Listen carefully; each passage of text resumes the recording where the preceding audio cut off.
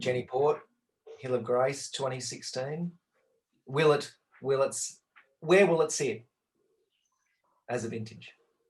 It's a slow one, isn't it? It's like slow food, slow movies, slow, travel. It's quiet.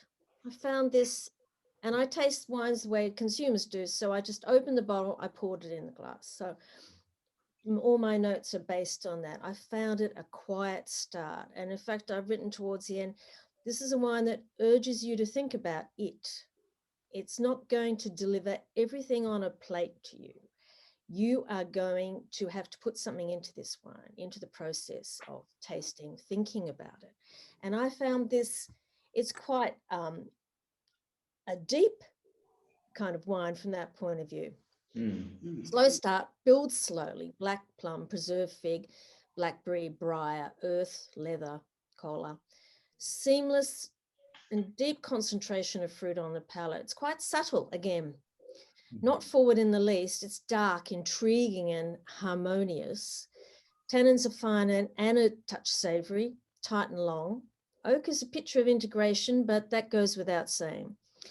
Fruit is intense, exploring added notes of aniseed, bitter chocolate, and there's more on the palate. So sorry to read it, but there's a lot happening in this wine to remember. So yeah, I just thought, a bit like the Mount Edelstone is not coming out and saying, here I am, for me at least. It really wants you to think about it, to age it further. And I found them almost in a similar kind of frame of mind. So from that point of view, Hill of Grace shares similar characteristics I found to the Mount Edelstone. It remains tight-lipped, structured and firm for the present, but definitely won't remain quite that tight-lipped, firm and so on for the future. Interesting in relation to that 15 vintage too. The 15 vintage was more open, wasn't it? When we tried it a year ago, like it already was showing sage and Chinese 5-spice, and it already was there. This is like, long and strong were the two adjectives that I kind of thought of this wine. It was like not muscular, but just like a marathon runner kind of thing. The power was there, the length was unbelievable, but still just young and tight and focused and delicious. Andrea? Well, this was the first one I tasted when I arrived at Angus's house. I said. Also because I actually really wanted to devote a very fresh palate to this wine. I figured there was going to be a lot to say and to discover, and certainly there is. So like all the great fine wines of the world, this has lovely layers, both in the fragrance and on the palate as well. Those mulberries, sage, leafiness. The tannins were quite silky, but then underlying that, there's a powerful carriage. There's a real structure there. For me, this is a wine of great poise, and you immediately see that. If I had tasted it blind, it would have stood out because of that poise, because of the elegance and structure.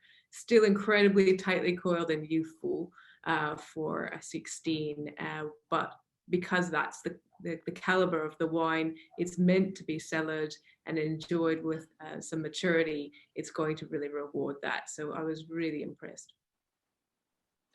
Simon, I can see this at Cafe Sydney on the list. Oh, without a doubt. Without a doubt.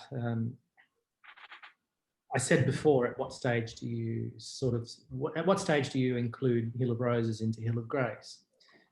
When you taste Hill of Roses, knowing its history, knowing what the wine is, and then you taste Hill of Grace alongside that. And very few opportunities where you can see a Hill of Roses versus a Hill of Grace in reality because of the cost of these things. But there's always that moment when you first smell a Hill of Grace, which just you get excited and you can't wait then to taste it. And so there are very few wines and occasions where the first thing that comes out of my mouth is just wow.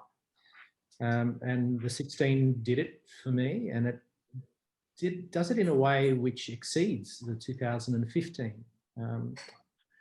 like we were just talking about the Edelstein 16 and that extra layer of tannin, I really enjoy that extra layer of tannin. There's a vinous quality to this which just is a step above for me. For me, it's like comparing, say, 09 and 2010 or 1990 and 91.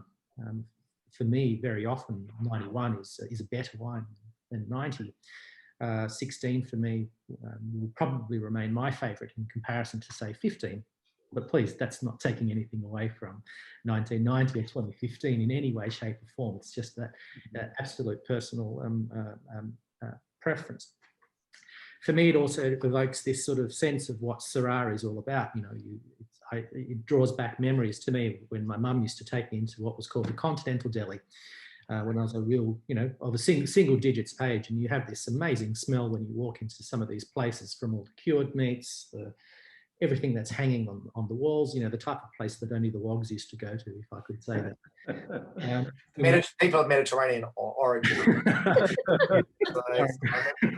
I'll let you edit that out. Can't. You know, and then you have that overlay of not only all of that sort of sensory explosion, but you have that, you know, immense density and opulence of fruit character and intensity. And then that tannin structure, which just gives that wine that immense length. And, you know, I think it's just about a perfect expression of Hill of Grace as I could imagine tasting. And you know, when a wine is so good, all I want to do is drink it. And congratulations. Lovely. And Melissa, for you. Well, that's exactly it. I mean, to be privileged to be tasting these wines and the Hill of Grace in particular, the importance of it in the Australian and global wine market as family-owned, single vineyard, the love and care that's taken in the vineyard all the way through, and to have the wine in the glasses so drinkable now. I mean, there's no doubt that in 25 and 30 years the wine will be absolutely delicious, but to be able to actually just think yum when you taste the wine. And that was the thing. I've just got delicious and intense and ripe and delicious, and I've written it several times there. And of course it's a baby, of course, but it's just so wonderful. And it's just the history in the glass, to have the feeling so proud to have that as an Australian wine. You know, it's such an iconic wine, but it has so much more to it because of the history in your family and because of the biodynamic life that it has, and for the future generations. You know, it really is, it's just amazing. I feel very privileged to have been able to taste it yesterday. Thank you. I think that is a beautiful place to end off, Melissa. I think, you know, that beautifully complete wine, and it was just, and all the great wines we've ever had, they're beautiful young and they're beautiful old. They already show themselves at a young age. They might have structure, but it all fits together. And I think that wine was just complete. It was long, it was strong, and it was complete, and it was fantastic. And absolutely, Stephen and Prue, you know, real pleasure, and, you know, very rare pleasure to look at those wines. So thank you very much for sharing them with us. Great. And thank you. And I just like to say that aren't we lucky in Australia that we've got such great wines coming from our old vineyards? Yes. I don't know whether anybody listened to the Old Vine conference the other night, early morning for us, but it seemed like there was a plea to save old vineyards. And yet here in Australia, we really valuating them. Yeah. I was pretty proud of that. And I think wines like this make the argument strongly, don't they? They make, I think we all know there are some old vine wines that maybe aren't looked after potentially as they could be in the winery, as well as the vines themselves. And I think these wines are a beautiful, you know, the whole lot of them, essentially, especially Edelstein and Hill of Grace, are a beautiful display and an example of what old wines can do.